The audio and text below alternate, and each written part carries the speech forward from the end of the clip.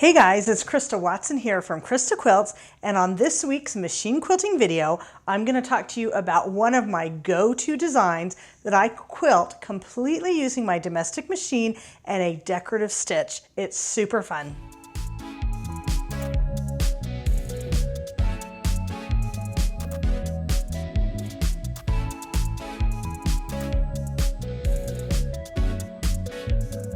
So I've got my quilt pattern Bling shown behind me, and I have made this quilt probably 4 or 5 different times. It seems like whenever I design a new fabric collection, this is one of the quilts that I make because it looks great in any fabrics. The version behind me is made with my Stitchy fabric collection, which is fun and colorful, and it comes in 5 different prints in 5 different colorways. Now this particular quilt, I wanted to try a version that had scrappy backgrounds, also known as low volume prints. In the Stitchy fabric collection, I have 5 hashtag prints that feature that fun little design all on a white background. And I thought, how fun would it be if I mixed them all together and put them into this quilt? In this particular pattern, it actually comes in different sizes, and you can use all one background or you can make it scrappy. You also have the option to make the block itself a little bit scrappy, or you can make that from all one fabric as well. The choice is up to you. So to really give a lot of crinkle and texture to this quilt, I used one of my go-to designs, which is a decorative stitch on my sewing machine. Now I do this technique completely with my walking foot or a dual feed system. The fun part is figuring out which decorative stitch you want to use. I like to use a zigzag or a serpentine, which gives a little bit of a wiggle, and play around with different lengths and widths. I'll go into a little bit more detail about that later, but I want to kind of give you an overview of what the quilt looks like and how fun it is to make. I love sharing tips and tricks with you in these videos, and all of the patterns that I showcase are made with my fabrics, but of course they're going to look good in any fabrics that you choose. I kind of have a very simple color scheme when it comes to you teaching about color theory. Pair up whatever fabrics you like and use a highly contrasting background, either a super light color or a super dark color, and you simply can't go wrong. Now you all know I love to quilt my quilts very densely, and the secret to doing that is to choose a natural fiber batting that's going to be soft and cuddly when you make your quilt. I use cotton fabrics, cotton or wool batting, and cotton thread, and that makes for a really nice combination. Then I love to wash my quilts as I use them, and the more you wash them, the better they're going to soften up. So when it comes to walking foot quilting, basically what I do is what's called anchor quilting. I'm going to look for a few key areas on the quilt, either stitching in the ditch or stitching next to the blocks to hold the quilt together. Then I'm going to fill in with more designs. On this particular quilt, you've got 2 options. You could either quilt lines vertically like this or horizontally. What I chose to do is I chose to quilt my lines diagonally because that kind of emphasized the diagonal design of the quilt. Now in all of my patterns, I actually give lots of information not only to make the quilt, but I include machine quilting plans or suggestions, and sometimes I'll include a diagram for you so you can figure out how you want to quilt it as well. Because my #1 pet peeve is when something says quilt as desired.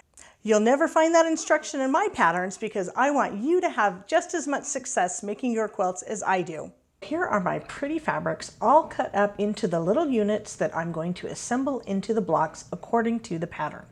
I like to press my seams open so that my blocks will lie nice and flat. I've shared my spray basting process several times, but I love to show it every time. What I do is I'll spray the can of 505 basting spray on the wrong side of the backing fabric. Then I'll go inside on my design wall and I will pin it up to the top of the wall, smooth it all out so it's mostly flat and wrinkle free. Next, I'm going to add the batting and smooth that out with a nice long ruler. Once that's ready, I will do the same thing with the quilt top. Spray the spray on top of it, and then I'll take it inside. It starts off as a hot mess, but after a little while, I smooth it all out so that the backing, batting, and quilt top are nice and flat and smooth. The final magic step is ironing the quilt on both sides to set the glue. Now I'm ready to quilt. So before I get to this version, I want to show you 2 quilting plans that I've done in the past. One is a straight line grid and the other is a wavy line grid. So here's how I'm quilting the straight line grid using painter's tape and the seam lines on my quilt as a guide. I'm stitching straight lines with my dual feed system and 20D foot, but you can do the same thing with the walking foot, and I'm using a really fun contrasting thread.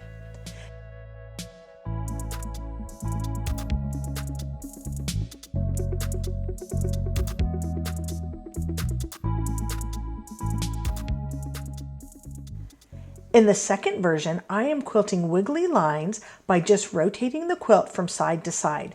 It's the same technique as I showed in the other version, but I'm moving the quilt to form the wavy lines, and they're a little bit more densely spaced as I quilt. Both of them provide great texture and they're fun to practice.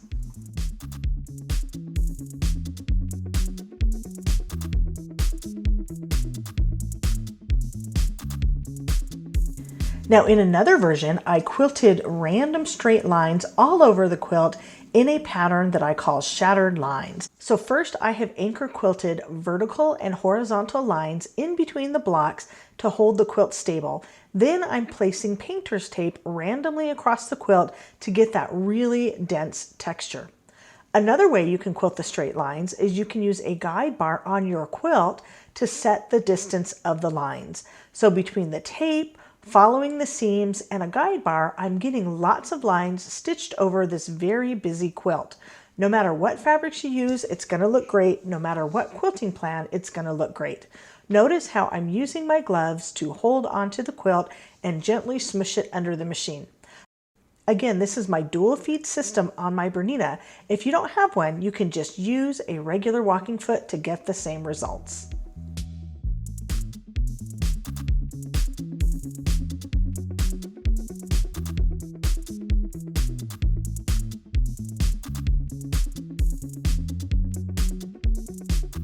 Now I'll show you my setup to quilt decorative stitches diagonally across the quilt.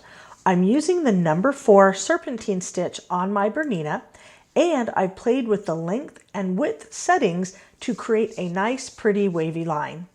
I've also reduced my presser foot pressure to 0 so that the foot will glide evenly across the quilt. So I've rotated my quilt at a 45-degree angle so that I can stitch the diagonals across the quilt. For my first pass across, I am stitching roughly in about the middle of each block. So the weight of the quilt, most of it is off to my left, and I'm scrunching and smushing the quilt underneath that beautiful 10 inches of harp space. Again, I'm wearing the gloves so that I can actually push through the machine and everything can be nice and flat and even. The area around my hands can get bulky, which is totally fine, but as long as the area in between my hands is nice and flat, that's going to work great. So right now I'm stitching at actual speed. I want you to see what it looks like as I move the quilt under the machine. Because I'm using a decorative stitch, I'm just pushing the quilt through. The feed dogs are pulling the quilt away from me, and the decorative stitch is forming that really yummy texture. I'm going to do one pass all the way across the quilt to anchor the quilt, and then I'm going to subdivide the area and quilt more and more lines. So when I am stitching with walking foot or dual feed quilting, I'm going to stitch my lines in one direction, meaning I'm going to start at the top of the quilt, stitch all the way across the quilt, and then when I get to the end, I'm going to cut thread, pull the quilt back through the machine, and start a new line a little bit further over. Again, this is my first pass across the quilt, so my lines are starting off very widely spaced apart. I don't start off quilting very densely at first because I want to decide at any time how densely I want my quilting to be, and it also distributes the amount of quilting roughly evenly across the quilt so I don't get any puckers. Whenever it feels like I'm reaching, I'm going to stop stitching, leave my needle in the down position, and then move my hand so that I'm always stitching in a very comfortable position. I'll speed this up for you just so you can see what it looks like, not necessarily what the individual stitches look like. So it's a very methodical process where I'm just focusing on one line at a time, cutting thread, and then scrunching and smushing the quilt underneath the machine. It takes a little while to do it, but if I can just sit back, relax, and listen to something while I stitch, that's really fun.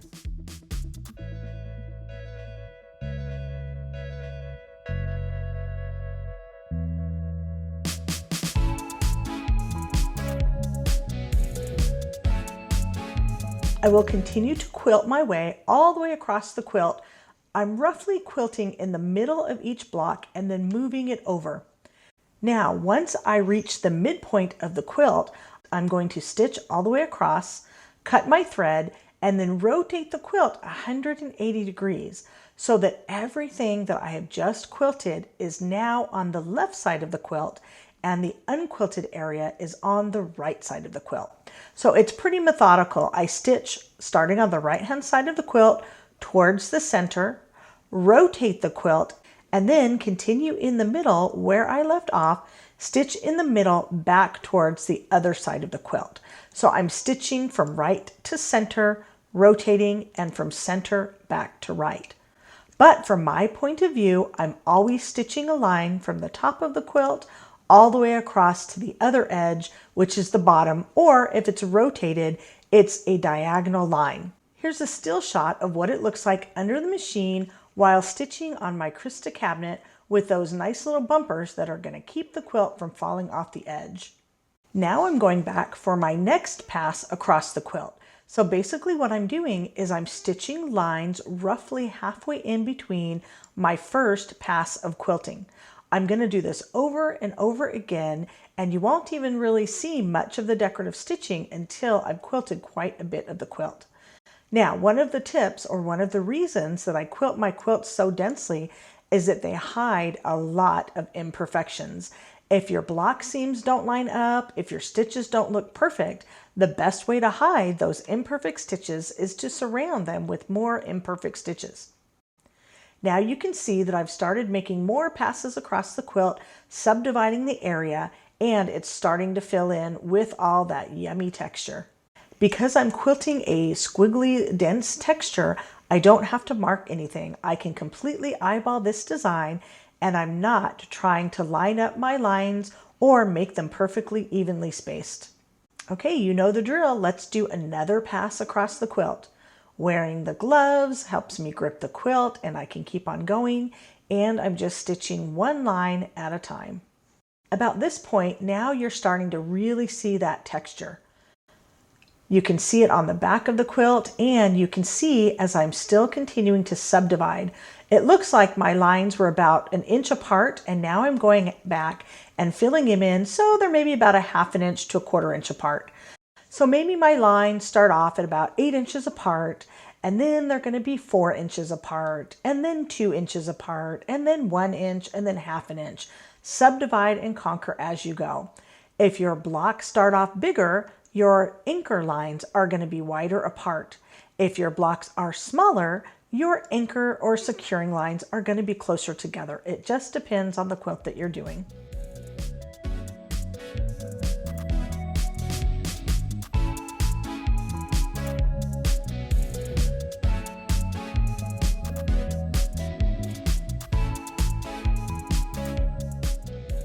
So the entire time that I'm quilting, I'm keeping the bulk of the quilt off to my left-hand side, scrunching and smushing as I go. When I reach the center, I rotate it and I go back the other side. It's actually really quite relaxing to stitch, and you can really get a lot done when you're not overthinking it.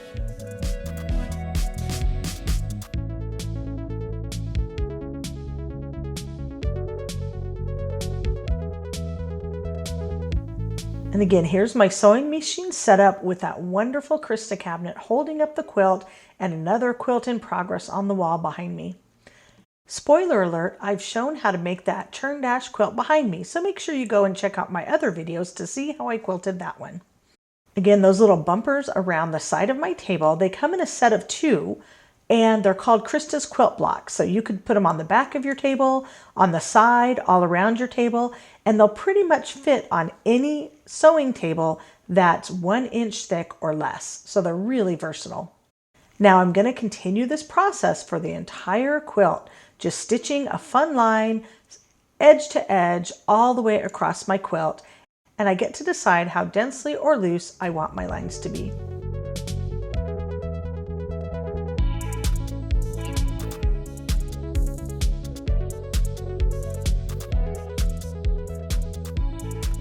And here's what it looks like again when I reach the edge of my quilt and I'm rotating the whole thing. I'm scrunching and smushing it under the machine. The table is holding up the weight of the quilt, and it's not a problem at all to rotate the entire quilt under the machine. Having a drop-in area so that the machine is flush and even with the tabletop really helps prevent friction and drag on the quilt. Now, I know not everyone has the luxury of a nice dedicated sewing room like I do, but you can set your goals and priorities and add this kind of setup to your bucket list one day. But just remember, the best tools and supplies are the ones that you have right now, along with a can-do attitude.